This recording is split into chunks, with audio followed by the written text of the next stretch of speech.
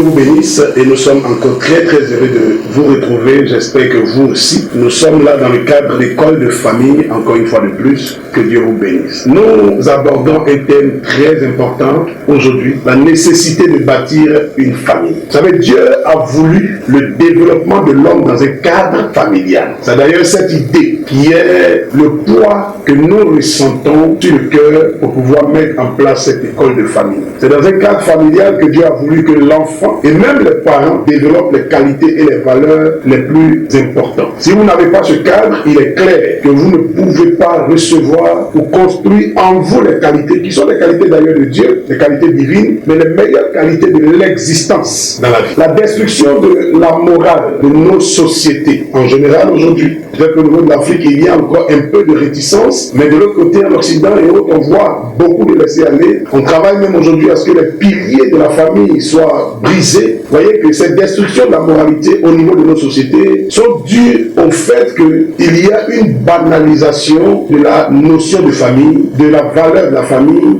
L'humanité connaît aujourd'hui de très grands progrès en matière de sciences, en matière de technologie, en matière de médecine, etc. Et cela a élevé le standard de la vie. Et nous a donné un bien-être, un confort un peu plus élevé. Les choses sont de plus en plus intéressantes avec ce développement, avec cette avancée, avec cette évolution que nous pouvons noter. Et nous bénissons Dieu d'ailleurs pour cela. Par contre, des qualités importantes et des valeurs importantes de la vie sont mises en mal aujourd'hui. C'est un paradoxe. Qu'on soit en train d'évoluer au niveau scientifique, au niveau de la technologie, au niveau de la médecine et tout ça, et en même temps qu'on évolue d'un côté les valeurs morales, les valeurs de la société, les valeurs humaines. Vous voyez, les valeurs spirituelles sont en train de se dégrader, mais à un niveau très élevé, à une vitesse incompréhensible. L'amour vrai aujourd'hui se raréfie. La confiance n'existe pratiquement plus. Les relations de confiance n'existent plus. Ce sont des relations d'intérêt à tous les niveaux, que ce soit des relations d'amitié, que ce soit des relations de mariage, alors que ce sont des valeurs importantes sans lesquelles il est impossible de construire une vie correcte, que ce soit dans nos sociétés, dans nos entreprises, dans nos familles, dans le voisinage. Sans confiance, il est difficile, vous voyez, de bâtir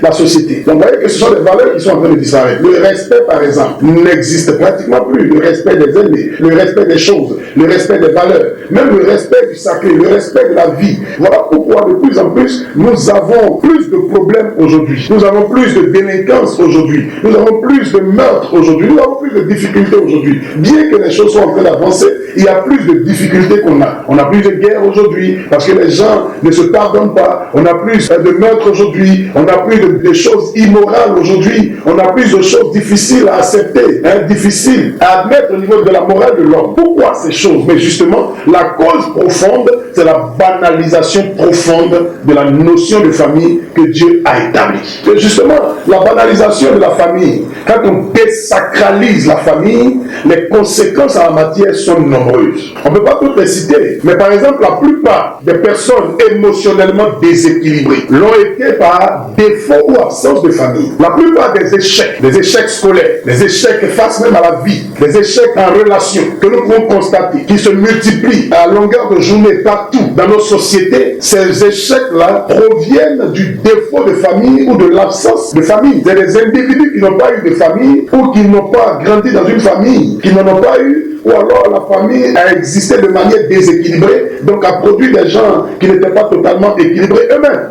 Donc finalement, on a ces choses-là. On a également la plupart des gens qui maritalement instables, vous voyez, les gens qui ne sont pas fidèles, les foyers qui ne tiennent pas, et toutes ces choses, les gens qui sont maritalement infidèles le sont également par défaut ou par absence de famille. C'est des gens qui n'ont pas grandi dans une famille stable eux-mêmes non plus. Donc naturellement, ils vont reproduire ce qui a été le cadre de leur croissance eux-mêmes. La plupart des dérapages des jeunes dans l'alcool, dans le sexe et tout ce qu'on peut voir découle également du défaut de famille ou de l'absence de famille.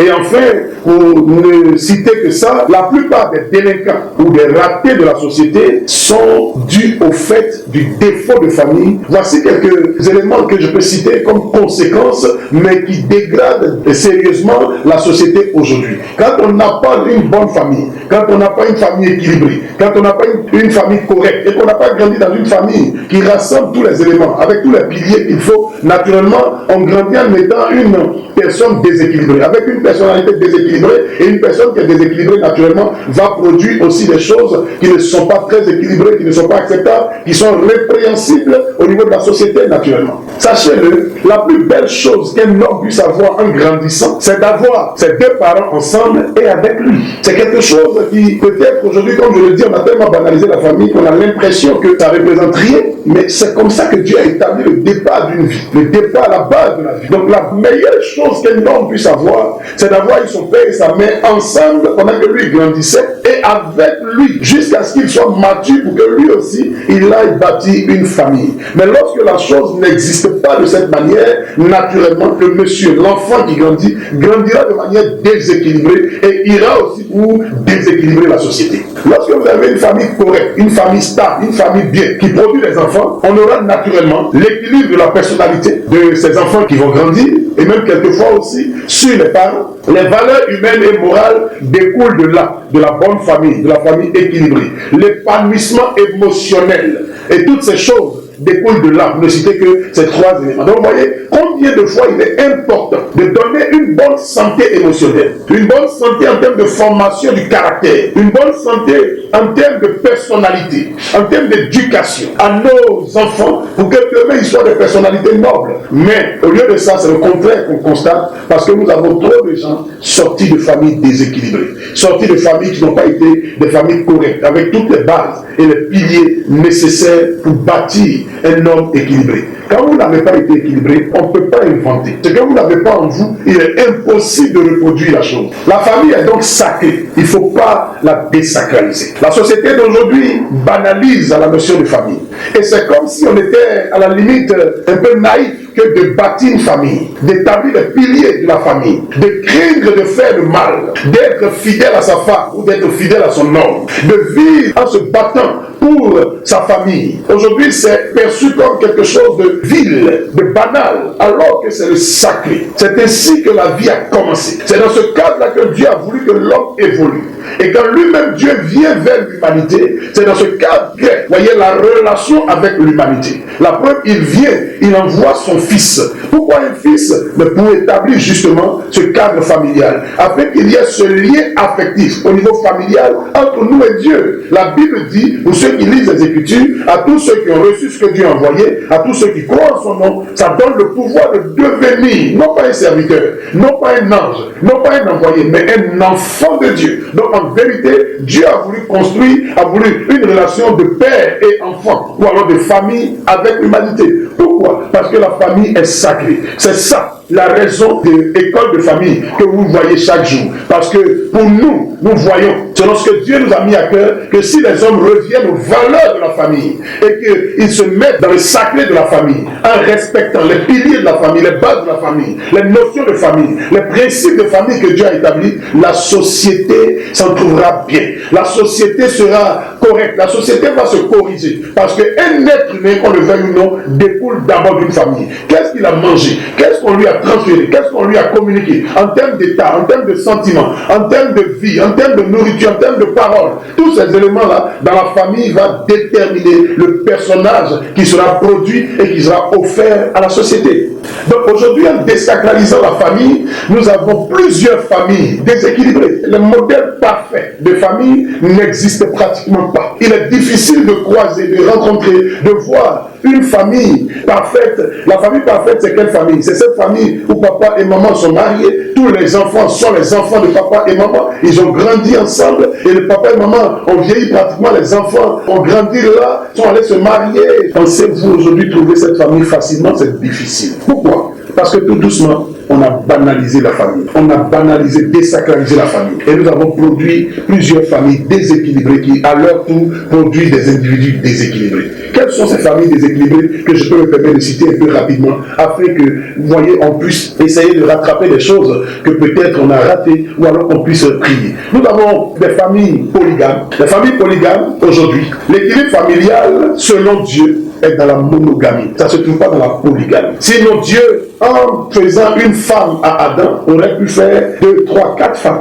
Voyez? Mais il a fait une femme. Il a dit, il n'est pas bon que l'homme soit seul. Je lui ferai une aide semblable. Et nous avons vu que quand Jésus-Christ est venu sur terre, il a confirmé la chose en disant à des gens, aujourd'hui, il y a 2 ou 3 femmes parce que votre cœur est dur. Ce n'était pas ainsi au commencement. C'est à cause de la dureté de votre cœur. Donc, qu'est-ce que ça traduit? C'est que les hommes étant dans un comportement qui n'est pas correct vis-à-vis de Dieu, étaient dans leur faiblesse, finalement Dieu, on pourrait dire, laisser faire. C'est ce qu'on appelle la volonté permissive de Dieu. Donc ce n'est pas la volonté parfaite. C'est parce que Dieu a voulu, c'est parce que Dieu a souhaité, mais il se rend compte que les gens ne tiennent pas. Depuis les premiers hommes de la Bible jusqu'ici, et jusqu'à aujourd'hui dans notre société, vous voyez que c'est un peu plus ou moins difficile pour les hommes de rester fidèles, de rester dans un cadre correct au niveau familial. Donc Dieu a fini, voyez, par laisser faire. Pas parce que c'est ce qu'il voulait. Parce qu'aujourd'hui, il y a des messages qui sont prêchés pour dire que Dieu veut la polygamie. La Bible enseigne la polygamie. C'est la perversité du cœur de l'homme qui finit par accepter ce genre de choses. Et vous allez voir que la masse applaudit ce genre de message. Quand vous voyez un message qui est prêché et la masse se sent bien, tout le monde applaudit un tel message, c'est un message qui vient des hommes et non de Dieu. La Bible a dit que dans les derniers temps, les gens vont vouloir se faire des docteurs partout à gauche et à droite parce qu'ayant la démangeaison d'entendre des choses qui leur plaisent, qui leur sont agréables. Parce que Dieu a envie de dire. Donc en vérité, ce que Dieu a voulu, c'était la monogamie. Parce que c'est ainsi qu'il y a l'équilibre. Une seule femme à un seul homme. Pourquoi je parle de cette famille déséquilibrée quand on parle de polygamie? La polygamie ne peut jamais être une famille équilibrée. Ça ne peut pas être. Parce qu'une famille polygame est une famille de rivalité. C'est une famille qui offre la possibilité aux enfants de se détester déjà dans le cadre familial. Alors que le cadre familial n'est pas là pour offrir la haine aux enfants. Le cadre familial est là pour bâtir d'abord l'amour de manière naturelle. Un enfant aime naturellement son frère ou sa soeur. Il peut aller jouer dehors, mais il reconnaît son frère, il reconnaît sa soeur. Donc, c'est ainsi que Dieu a voulu qu'on construise les choses. Si un enfant grandit sans construire l'amour en lui, il construira cet amour où et quand? Si la famille lui offre des rivalités, il y a des clans, chaque maman défend les intérêts de ses enfants. Et quelquefois même mettre dans la tête de ses enfants que les autres sont des demi-frères, ce ne sont pas les vrais frères, et tout ça. Et que tout doucement, l'enfant, au lieu de grandir avec l'amour, le partage, l'acceptation de l'autre, commence à se méfier. Dès son âge de 2 ans, 3 ans, 4 ans, 6 ans, et qu'il grandit de cette manière, vous pensez qu'il va apprendre à s'unir aux gens quand et où? C'est pas possible, parce que c'est la semence qu'il a reçue, c'est la culture qu'il a reçue. Il sera impossible pour lui, voyez, de développer un amour naturel quand demain il va grandir. Pourquoi? Parce qu'il a grandi dans un cadre où on lui a appris à regarder l'autre comme une menace, à regarder l'autre comme un problème, et à se méfier de son propre frère, parce que oui, on est dans un cadre de rivalité. Alors c'est un grand raté pour une famille que de produire des enfants qui se détestent entre eux. La chose qui ressemble aussi à une famille polygame, ce sont les familles recomposées. Ça, c'est ce qu'on voit très souvent. Donc, ce sont des familles où souvent on voit un seul homme, une seule femme dans le foyer. Mais il y a plein d'enfants autour, plein d'enfants dans le foyer qui ne sont pas des enfants légitimes du foyer. Ce sont des enfants hors mariage ou des enfants de mariage précédent. Ça devient alors un cadre difficile à vivre. Donc, quand on est dans une famille recomposée de cette manière, c'est un peu les mêmes choses d'une famille polygame qui se retrouve là-bas. Sauf que ici, les mères ne sont pas là, mais il y a des enfants qui ne vont pas se sentir légitimes dans le foyer. Et donc, qui auront tendance à détester les enfants légitimes. C'est-à-dire l'enfant qui a son père et sa mère sur place. Cet enfant, peut-être son père n'est pas là. Le père qui est là n'est pas son père.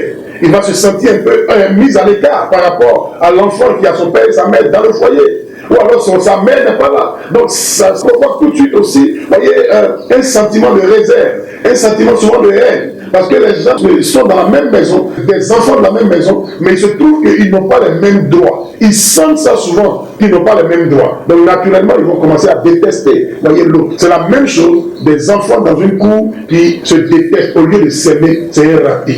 Et lorsqu'on a produit des enfants qui grandissent en se détestant, c'est pas dehors qu'ils vont apprendre à aimer. C'est pas qu'ils vont grandir qu'ils vont apprendre à aimer. On a souvent des patrons très désagréables. Regardez très souvent d'où ils viennent, de quelle famille ils ont été conçus et comment ils ont été élevés. La vie leur a privé de beaucoup de choses. On a souvent des maris qui ne tiennent pas, des maris désagréables. Mais d'où ils viennent, vous allez voir dans le fond qu'il y a des manques, il y a des insécurités claires au niveau de leur nature, au niveau de leur personnalité. Ce sont ces familles déséquilibrées-là qui vont finalement produire ces patrons déséquilibrés, ces papas déséquilibrés.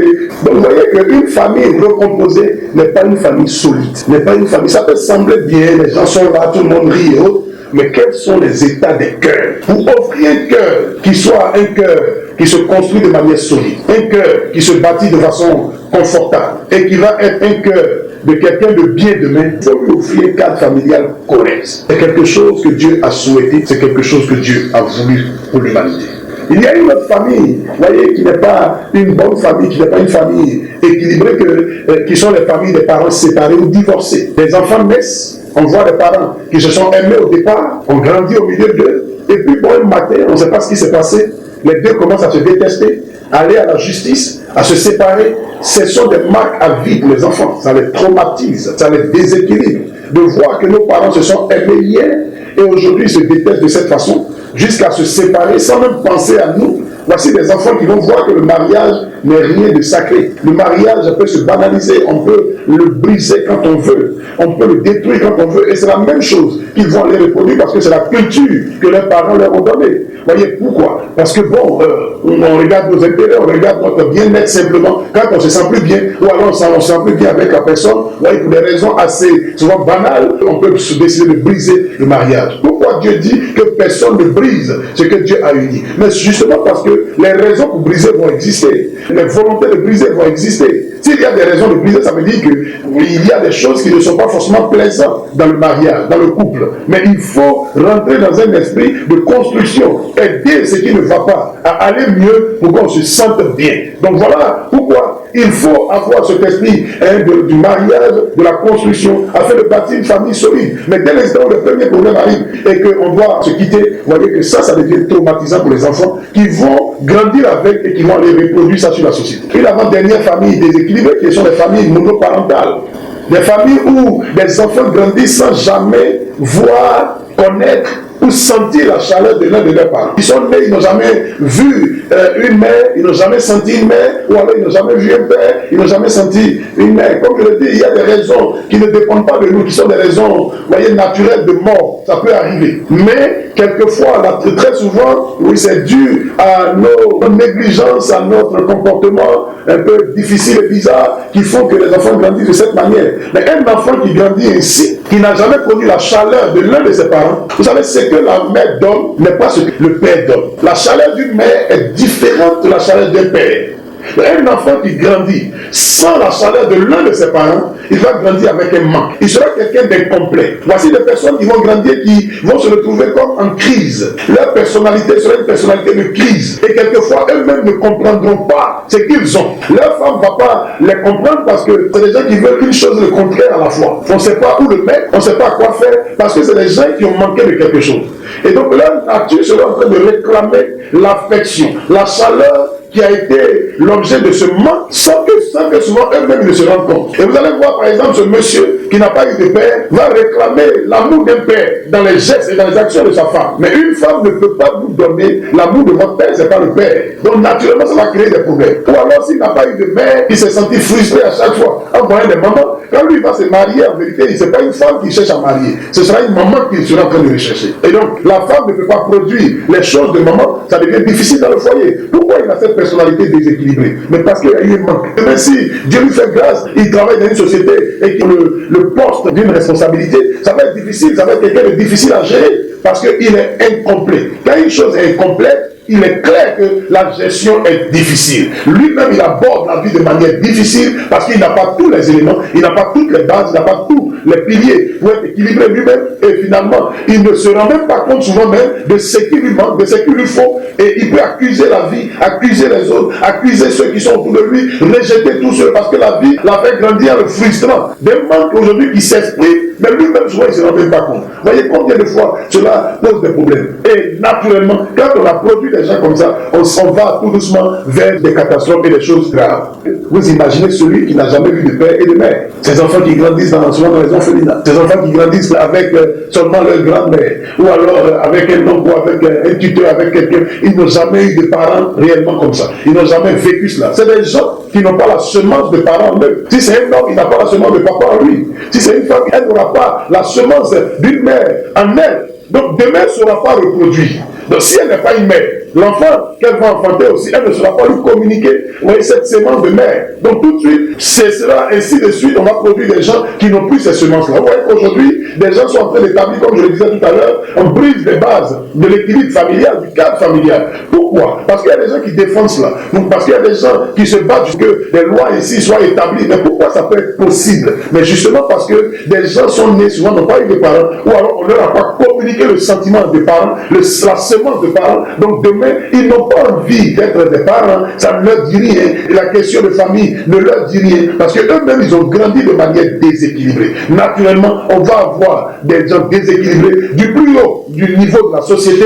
jusqu'au plus bas niveau. Des gens qui n'ont pas eu, vous voyez, tous ces éléments de famille seront déséquilibrés. Donc on aura des gens déséquilibrés à tous les niveaux, qu'ils soient grands, qu'ils soient riches ou qu'ils soient petits, qu'ils soient délinquants dans la rue. Vous voyez, ce sera des gens déséquilibrés. Les délinquants, ce n'est pas seulement ceux qui se baladent dans la rue qu'on peut attraper et mettre en prison. Quelquefois, les délinquants peuvent être à des postes ou des responsabilités. Les délinquants peuvent être à des positions extrêmement élevées. Vous voyez, dans ce moment donné-là, il utilise tout ce qu'il a comme pouvoir dans cette dimension. L'autre, c'est parce qu'il est dans la rue, il n'a rien, qui se comporte comme il se comporte. Donc, en vérité, le manque de famille, le défaut de famille, l'absence de base familiale produit des individus très déséquilibrés à quelque niveau que ce soit, et naturellement notre société va mal justement parce qu'elle est portée par des mains et des hommes qui de plus en plus sont déséquilibrés parce que la notion de famille disparaît petit à petit. La nécessité de construire une famille, c'est justement la volonté de parfaire la société, de construire la société, d'aider la société. L'enfant qui naît aujourd'hui dans votre maison, qui grandira, si demain c'est une personnalité noble, la société aura gagné. Notre société se dégrade en termes de valeur. Notre société se dégrade en termes de qualité. Notre société se dégrade en termes de personnalité noble, en termes de personnages corrects, modèles qu'on peut souhaiter. On voit de plus en plus